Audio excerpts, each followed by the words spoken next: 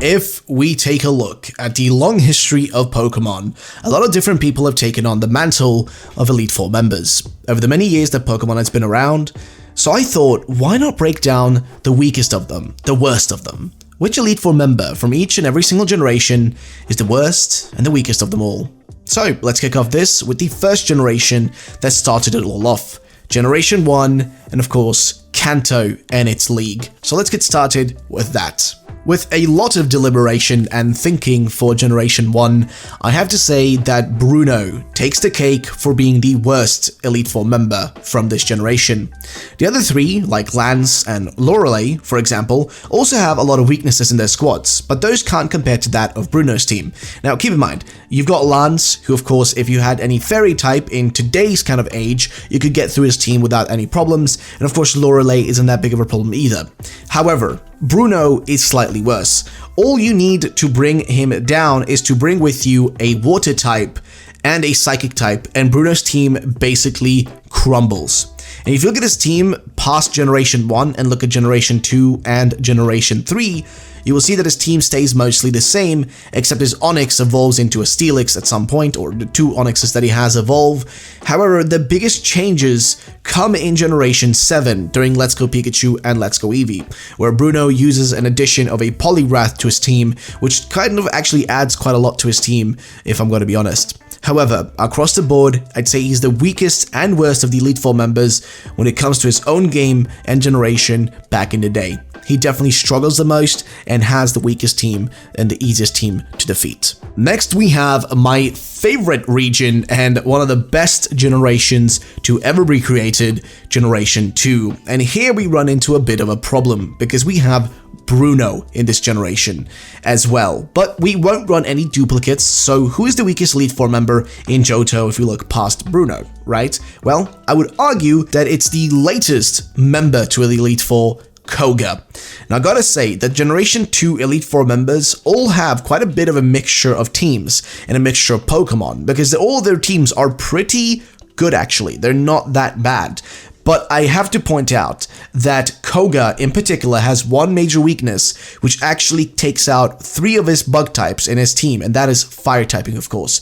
He can easily be destroyed by a single fire type move or a single fire type Pokemon. Just have one of those and you can pretty much get through half his team, essentially, without any problems whatsoever. So I'd probably argue Koga is the worst. Then you gotta keep in mind though, in Generation 4's remakes, Heart Gold and Soul Silver, he actually performs a lot better though, because his team is a bit more mixed up and not just a full-on team with bug types. You know, it's still bug types a lot there, but there's also a lot more poison types and that sort of stuff that you can use. So basically what I'm trying to get to is that his team initially back in, you know, Gold, Silver, etc.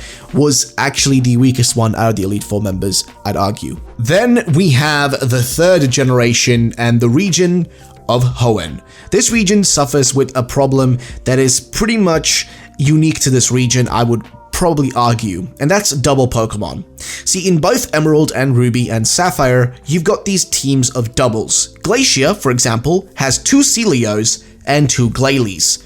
Then you of course also have Phoebe, who also has doubles such as Dusclops and Banette, doubles of those. Now, some could argue that Phoebe is the worst one due to her overall weakness against any sort of dark types. However, the worst one, in my opinion, is definitely got to be Glacier. And that has to do with her use of the 2 Celios as well as the Walrein on her team, because bringing along an electric type or a grass type isn't enough to just get rid of them. And of course, the 2 Glalis in her team are not much that of a problem if you think about it, right? Just bring along a fire type and an electric type, and her team is pretty much done for. And it's mostly to do with those duplicates, right? Having double of the same Pokemon never really goes well. You want to just go with a singular one and mix your team up really well. If you have 2 of the same Pokemon, then the enemy, or the player rather, just needs to bring along one solution for those 2 problems, right? It's only one solution. Basically, 2 birds, 1 stone is how I look at it. So you want to make sure you mix it up. However, her team is not mixed up whatsoever. It reuses the same Pokemon twice, actually 4 times if anything, and it just doesn't work that well. However, next up we have ourselves the 4th generation, and of course the Sinnoh region. And Sinnoh offers us a mixture of teams of Pokemon. You got yourself Bertha and her ground types, and then you have Flint and his fire types, but I think the one that takes the cake for probably the worst one out of them all has got to be Aaron. And he takes the cake for being the weakest one because his team is full of bug types. He has just one big weakness, and that's basically any sort of fire, because his whole team is essentially weak against it. There's really not much else to add to that besides the fact that he really should mix his team up more like something like Koga, who also uses a lot of bug types, but maybe mix something in there, because having a team of just pure bug types and just like, straight up bug type Pokemon doesn't really go well, because any sort of fire type Pokemon can just rinse through that team without any hesitation or any problems whatsoever. Next, we have the 5th generation, and of course its Elite Four members. Now I have to say, this is probably the hardest generation to figure out the worst Elite Four member for. I have to point that out. See, all the members differ quite a bit between their initial match and the rematch in Black and White, but I think that as for the worst of them, it definitely lands, in my opinion, on Chantel. Right, her team is full of ghost types. Now, if we look at the rematch when she has more or less a full team versus the initial match when she only has 4 Pokemon, she does change a little bit, but in the initial match, you really just need to bring along a dark type Pokemon and you can just go through her team, because her team mainly consists of ghost types. That's all her team is, so getting through it is not that difficult. It's honestly probably the easiest task ever. Just get one singular Pokemon that can get rid of all of them, and then you can have a bunch of other Pokemon left in your team for all the other members. It's just super simple, I would say. Then we have the 6th generation and Kalos. Now here things are a bit different as well, because you can take on the Elite Four in any order you want, and on top of that, they only use 4 Pokemon each, the same way that kind of Generation 5's initial matches have.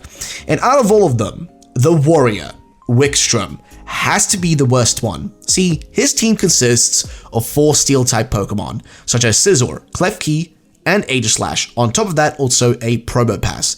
And when you look at them, you realize that it's a free pass for any Fire-type to simply sweep through his whole team, which you can essentially do. It's honestly got to be the easiest one, the simplest one to destroy. Next up, we've got ourselves a Lola, and the 7th generation.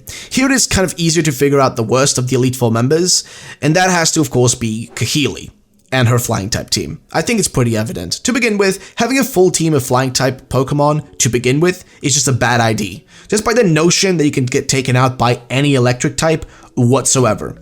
But the thing about her team is that she uses a mixture of Pokemon that will all suffer hard against any sort of electric type attacks and electric type Pokemon. It's genuinely a team that just can't go well up against that. So I'd probably argue she's definitely the worst one out of them all. And then finally we have ourselves the 8th generation.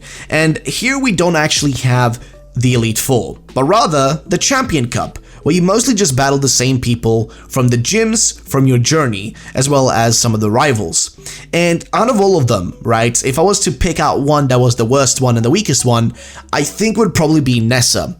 She's definitely got to be the weakest one, and that's because of her full water type team. See, the only issue on her team is Dreadnought and maybe Golisopod with their bug water and water rock typings. But those can be fixed really easily if you just bring along a grass type and an electric type.